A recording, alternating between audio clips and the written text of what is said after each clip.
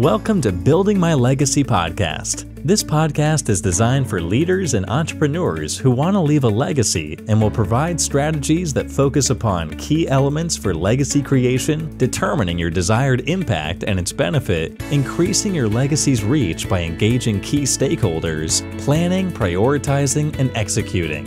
Here's your host, Dr. Lois Sonstegard.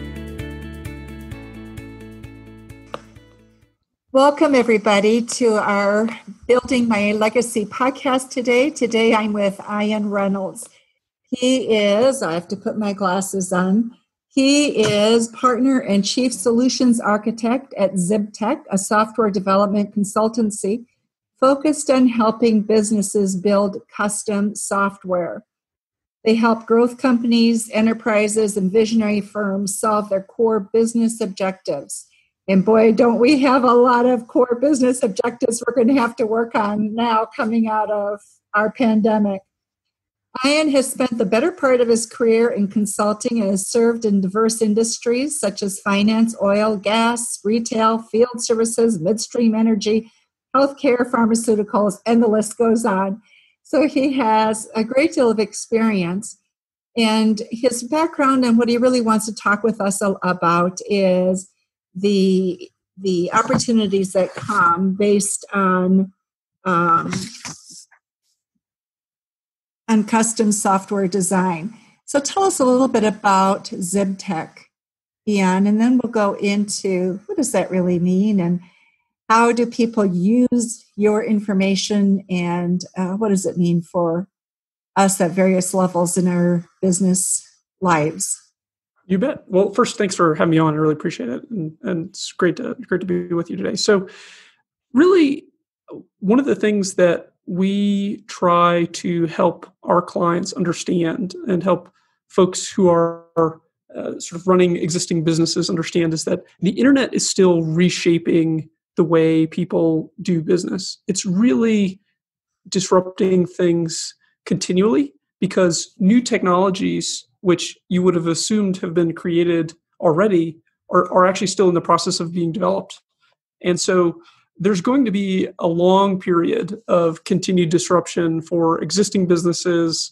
Retail is obviously a particular area, but we see sort of distributors, people who are going to be moving product from location to location. So logistics is a sort of arena. But really every business in between, right? So the internet is a place where basically competition is transparent, and it's let's call it from economic terms virtually unlimited, right? I have business A and business B, and I can pretty immediately compare the service offering, pricing, et cetera, of my competitors just online by sort of doing a quick search. And there's also the entrance of new arenas. Everybody's basically carrying around a supercomputer on their phone, right? So this phone is more powerful than the device that helped us go to the moon, right? Initially, and this is still disrupting things, right? People are attached to their phones at the hip, and our objective, our firm's objective, is to really kind of extend the capabilities of our clients. A lot of companies don't have the need to bring an entire engineering team in-house. They don't have the need to really build that expertise. They should really focus on their core business. If I'm a distributor or I'm a medical company, I really need to focus on providing that core service to my clients. But when I need to go get expertise, the thing that we find best is to go get that particular expertise. We do it ourselves, right? So we don't traditionally do our own marketing. We have a marketing company that helps us. We just want to focus on delivering software.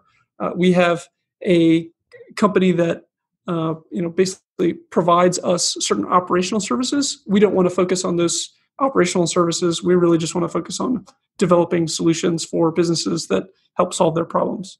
So take that very, very simple economic concept of specialization and apply that to your business. And that's sort of the message that we share with our clients. It's if you don't have a skill set in-house, don't feel like you have to build it. go acquire that skill set externally, trade with other businesses to acquire that skill set, right?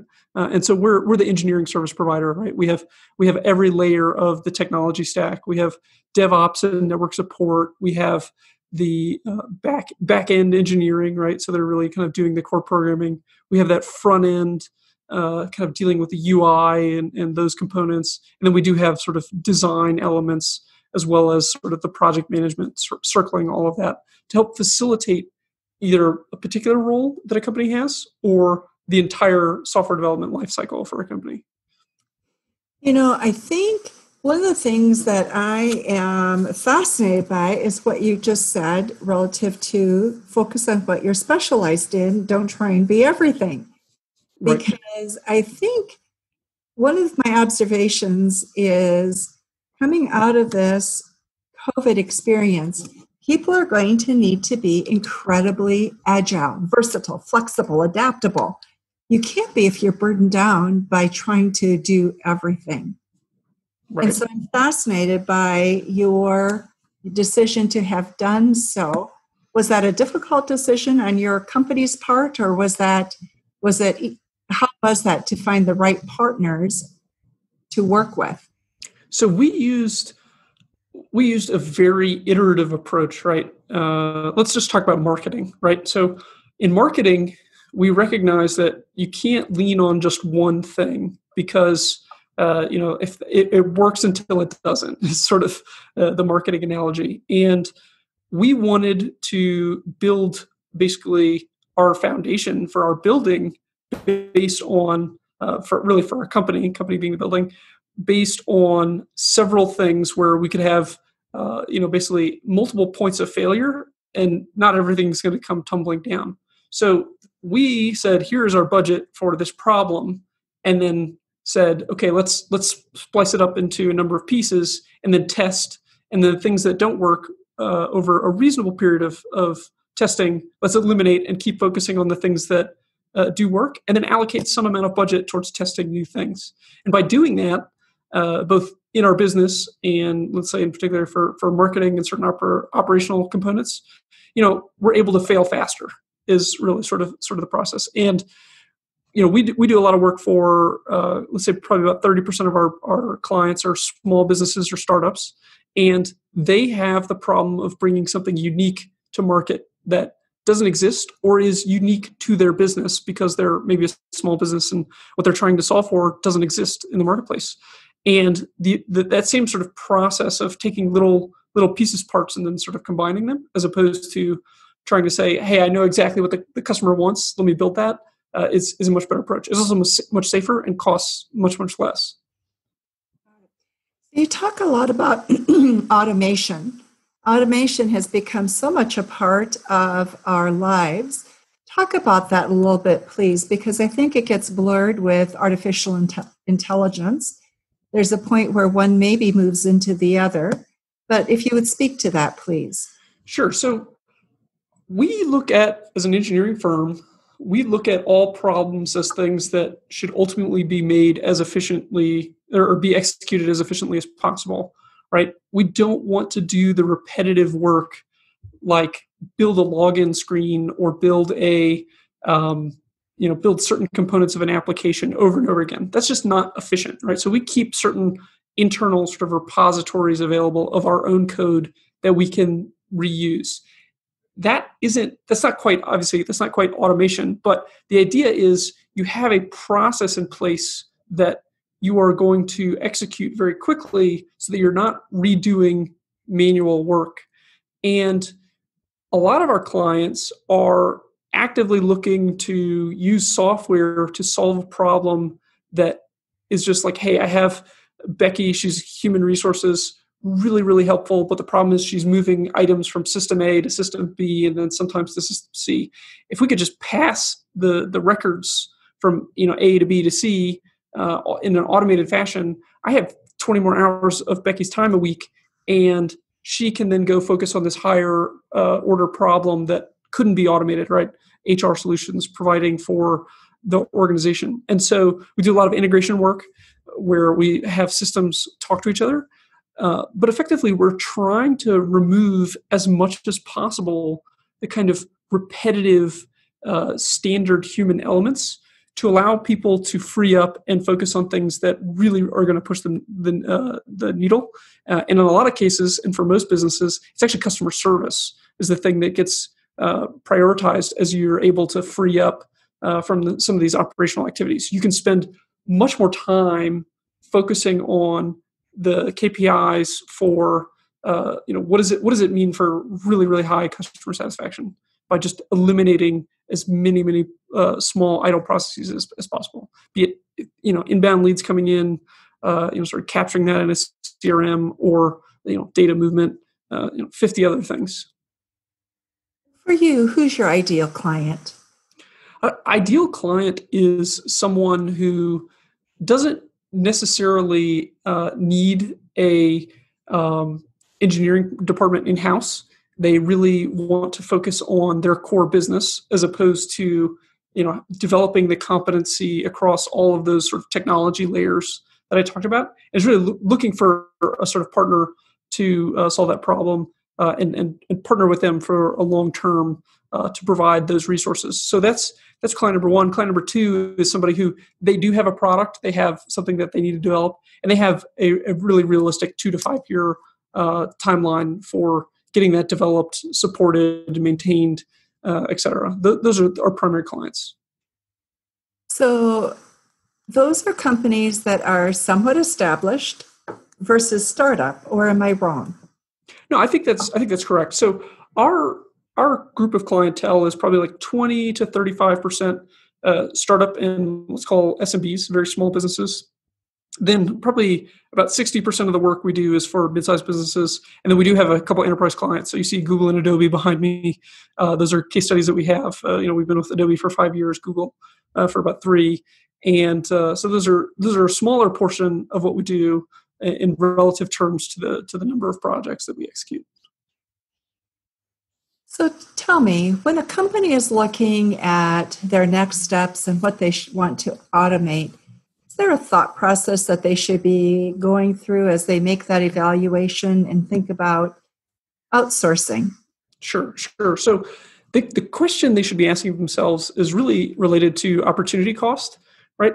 What is the cost, the actual cost to me as a business if I'm trying to solve this myself versus going and hiring an expert who can get up to speed, within a couple of weeks and then continue to execute and then support that project going forward. For most businesses, it's actually not as efficient to basically understand the universe of technology. It's much more efficient to go get that consultant or get that outside person, bring them in, and then have them solve and maintain that solution for the firm. But it should be based on opportunity cost, right? What is the cost of my time? I mean, sit down and do the math. And the cost of the dollar amount of hiring that person, potentially doing a bad hire, not being able to get every resource I need in that sort of technology stack versus just finding a trusted expert and bringing that person in to solve that problem. So as you talk about that, IT, I think a lot of people tend to outsource to other countries for cost efficiency reasons. Your thoughts on that and what's been your experience? Right. Great question. So we, full disclosure, our company, we have a hybrid model. So we have folks in the U.S. Where people need resources in the U.S. And then we also have basically the equivalent of an LLC over in India, where we have 2 offices. So we have resources there. We have resources here in the United States serving both functions, right? It really just kind of ultimately depends on our clients' needs and budgets. My first experience with offshoring at a sort of extreme level was I was helping a refiner on the East Coast that one of the largest refiners in the United States was supporting and maintaining a very large system. And they were making use of one of the leading offshore overseas providers in the world. And the experience with those folks was that it was very evident that they were really kind of the company providing the services was really just kind of taking anybody off of the street and then training them up and then really kind of putting them in that position. And they were kind of focused on margin as opposed to focused on quality. They also had to provide a lot of resources to this client because they're very, very large. So, the observation that I had is that I think for most enterprise businesses, for most very, very large businesses, there is a need oftentimes to bring in large amounts of talent.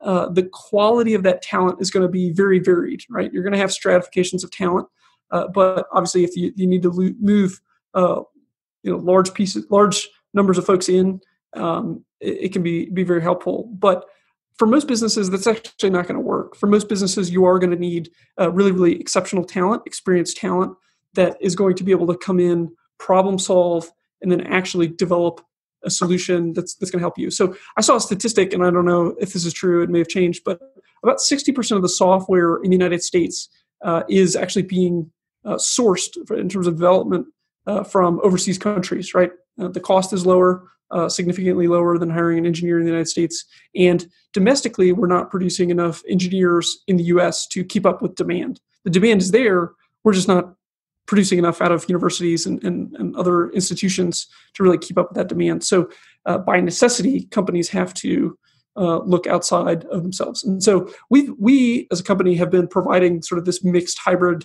solution for 15 plus years, really 10 years as our current organization. And we're effectively a company that could run, we're actually in an office right now, but we could run remote, right? So during this recent event, we just had everybody take basically wireless dongles, make sure they had access to the internet and go work from home. And we had no disruptions to our business.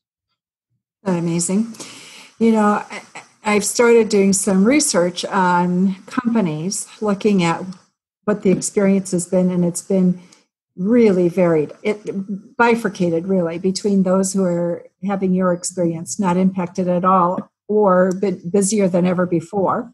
Mm-hmm. And those, of course, who have been mightily impacted.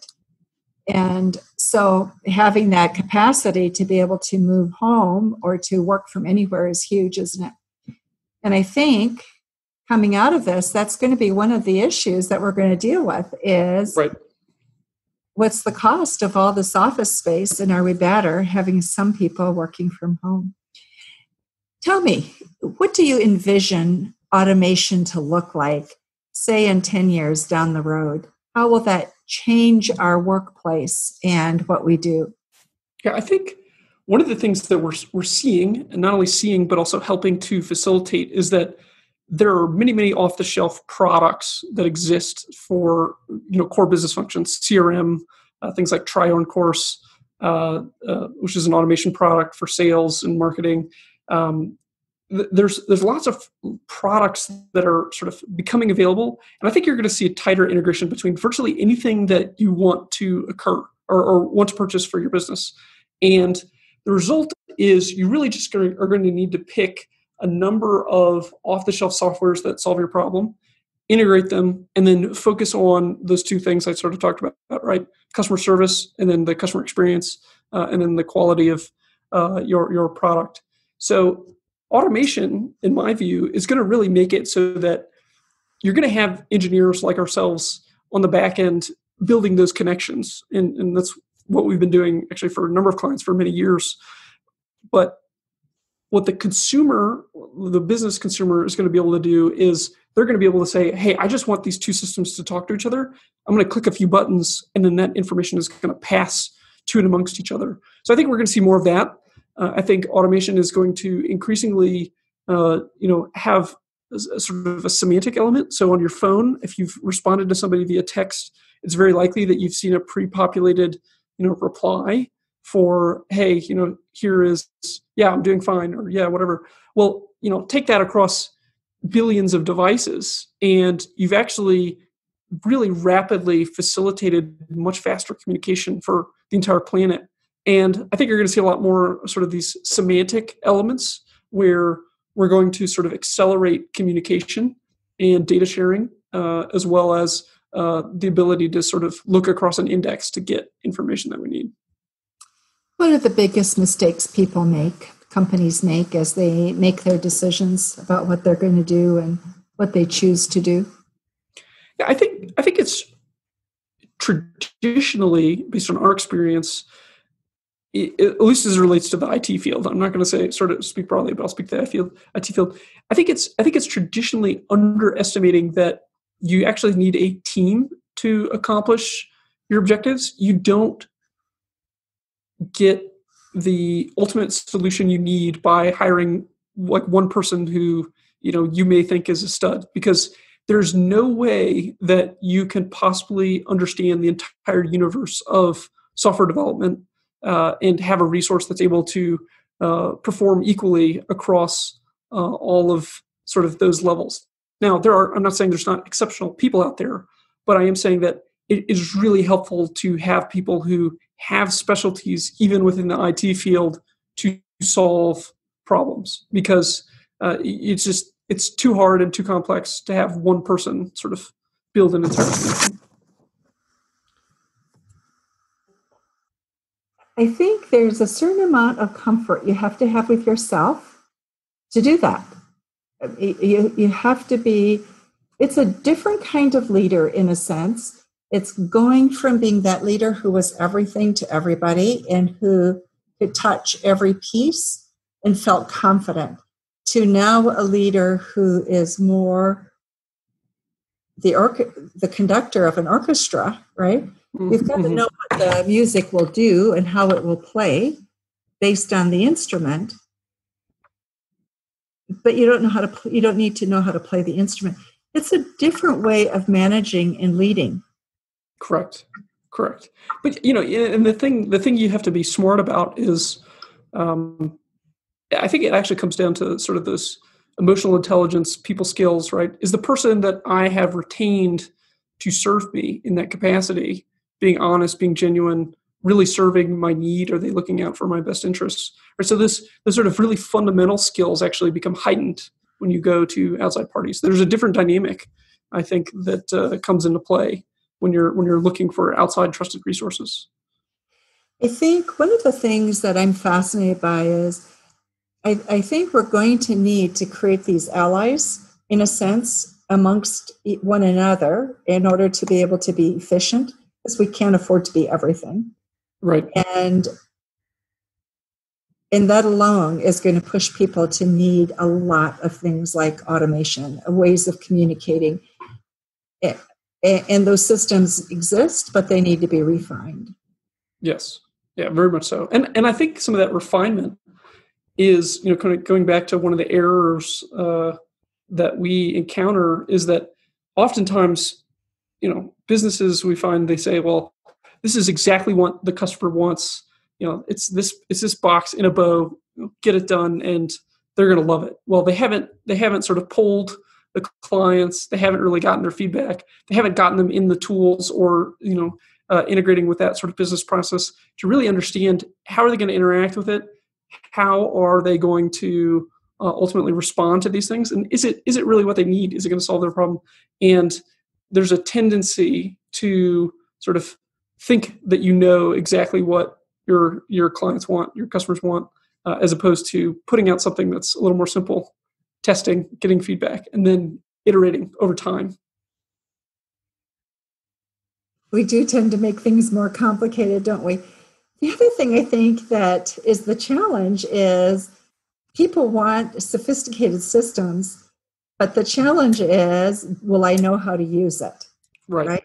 And so how do you support companies with what you develop? Mm-hmm, mm-hmm. So I think we're in terms of the development landscape, we're seeing actually some degree of consolidation among tools, right? So you're seeing these basically like Swiss Army knife type tools that do a lot of things in one. And by building these, let's say, cloud-first systems or much more accessible software, really in that sort of design level component that I sort of talked about in that stack, you make it so that your processes for training, for support, can all be very easily standardized. And you have to really design the software and the tool to be intuitive enough that the person can get into it and also sort of train themselves, right? It's similar to other existing systems. And I think you actually see a lot of homogeneity across multiple systems, and that, like, hey, I understand how Facebook works, so therefore I understand how LinkedIn works, right? You see some homogeneity in terms of layout. And so it's expected when you're developing software to sort of look at what the landscape is doing, look at where the landscape is moving, build that into your tool, but then also, as much as you can, radically simplify. And as you simplify, put that into a process that your support team is aware of, that your engineers are aware of, and everybody's sort of working towards that goal of simplification, so that training is much easier, especially as it relates to these automation systems. I think that's huge. Another question for you is, I think we're going to be seeing people needing to draw on big data sources, open source data. What are your thoughts on that, and how do you integrate that into some of what you work on? So we have done a lot of big data ETL type projects, and lots of companies, especially sort of in the risk space, companies have massive data sets, right? They're trying to take all these variables, correlate them against each other, and really understand what their exposure would be on something. And that's incredibly important, especially for these large infrastructure firms. And the problem that we see is that oftentimes people are sort of fooled by randomness. They're not focusing on, say, the top 5 or top 10 variables that really are going to cause systematic risk, or there's a lurking variable in there. So when people are building these large data sets, one of the things that we try to do and highly recommend is that at every step of data movement, you need to have checks and balances where you're basically running a small, let's call it executable or small job, that's checking that original data source to say, hey, is this data clean? Is this data correct? Before I get the output. And then with any data output or any result, you need to still have that sort of statistical variability for, you could be wrong, right? There could be an error in the data set. And so as we move towards doing a lot of these big data projects, we talk a lot with our clients about, okay, at every stage of data movement, what is your failure rate and what are your checks in place to make sure that the data is correct? Because most big data tools actually take from, in some cases, hundreds or even thousands. We had a EHR healthcare company that was rolling up these hundreds of systems and co-locating the data into one place. And one of the issues they run into is that, well, can we really trust data sort, A23 or whatever? And I think so you have to take all the data in. You have to still check it against something that's going to give you sort of, hey, is this statistically accurate? And then on top of that, you really have to make sure that you're thinking about outside variables that could exist within that data set. What am I not including? What couldn't be captured? Well, it's like anything. There's a point where you have to also apply observation, common sense, right? When you look at data. And I know from my years of doing research that when you get a result, some people will just accept a result as is because it was statistically significant. But if it doesn't make sense, it doesn't make sense. You perhaps asked the wrong question. You looked at it the wrong way. And I think those are the pieces you're saying that really people need to attend to that's your failure rate, so to speak. So one of the things that I've noticed with the pandemic is we have all become incredibly sensitive to data. We want data, we want to hear it, and then we debate it, right? And I hear everybody debating it. So we've learned a new, almost sophistication in terms of let's take a look at it and what does this mean, which I think is healthy, but it proposes another challenge to you, companies like you, does it not? Mm-hmm. I go back to, I remember having a lesson in grade school where we were given a lot of pieces of, I think it was like small newspaper clippings, et cetera.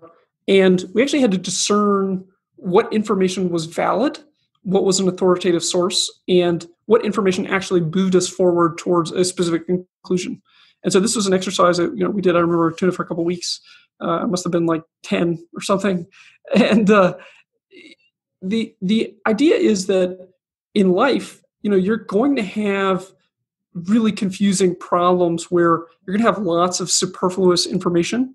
that sort of opportunity cost question sort of comes up again, where you really just need to focus on what are the available options that I can execute, right? What is the actual available sort of path forward for me, and really just take in the relevant data points, and then things that really are not going to be helpful for your decision making.